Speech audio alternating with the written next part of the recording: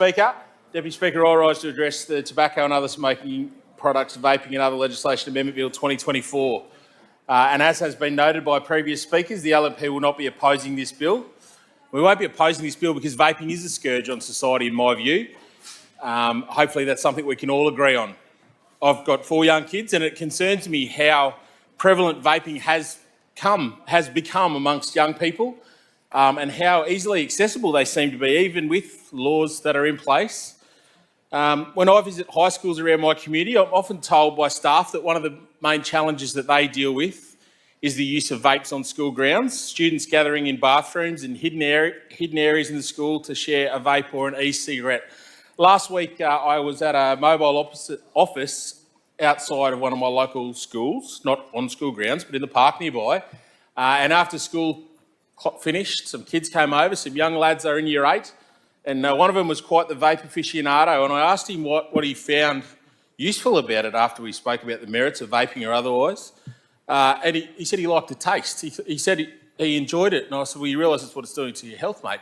And to be fair, in that conversation, it became very clear that he had no idea what it was doing to his health. He had no idea what the consequence of his actions may be. And we need to ensure that we protect people who may not be in a position to be as informed on some of these things as they should be.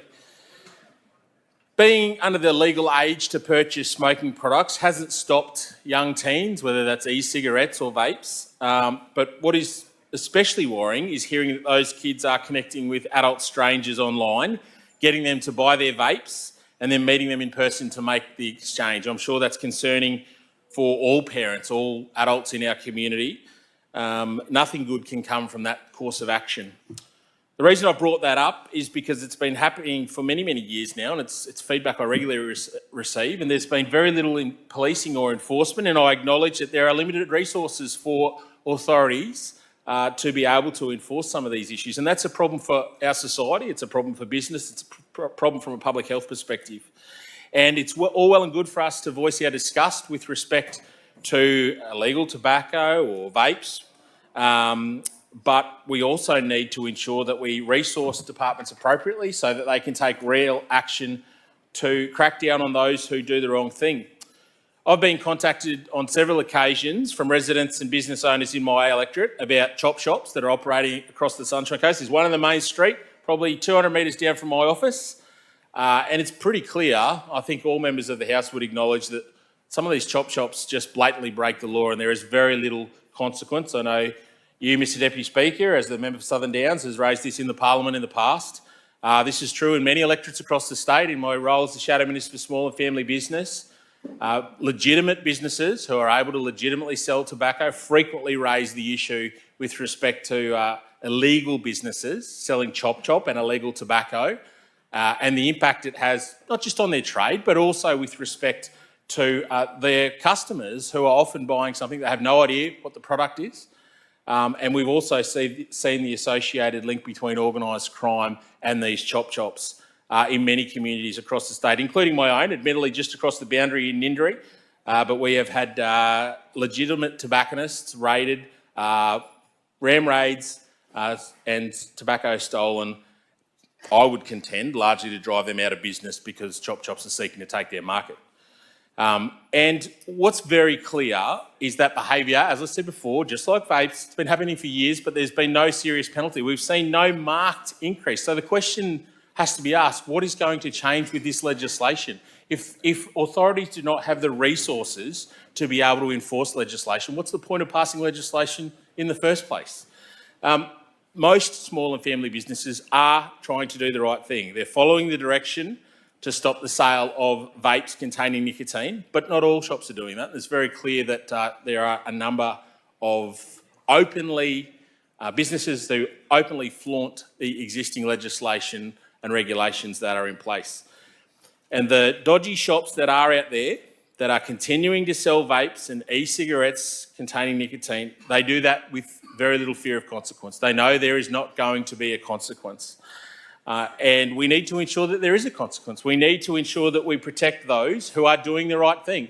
I personally would rather see a society where there's no smoking, but I acknowledge that is a reality of our society that people can choose to smoke.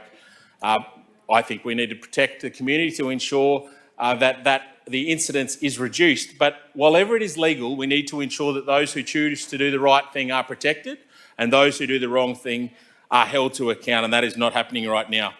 The reality is that tobacconists, shops like newsagents who might choose to sell cigarettes, those who are doing the right thing are losing trade to those who are selling under-the-counter and illicit products. And I'd hate to see those legitimate businesses who want to do the right thing close, particularly small and family businesses. I've spent most of my time, as have many on this side, in Parliament fighting on behalf of small and family businesses. But a shop that is selling illegal tobacco products or vapes, especially if they're ending up in the hands of young people, need to be held to account, and they should be closing their doors, in my opinion. But that would take a state government who are genuinely committed to addressing this problem, and unfortunately my view is that this is lip service. Those dodgy shops that are flaunting the law right now, they're not going to be impacted, and they're not going to see any meaningful crackdown on their actions unless there are appropriate resources to crack down on their behaviour, because they know there won't be a penalty actually applied to them. Queensland Health has previously criticised the state government's enforcement of illegal tobacco products, but even that didn't prompt a response from the state government, and I think that tells you everything about the gravity with which the state government place on this issue. And we need to see real action if we're going to address the scourge of illegal vapes and e-cigarettes.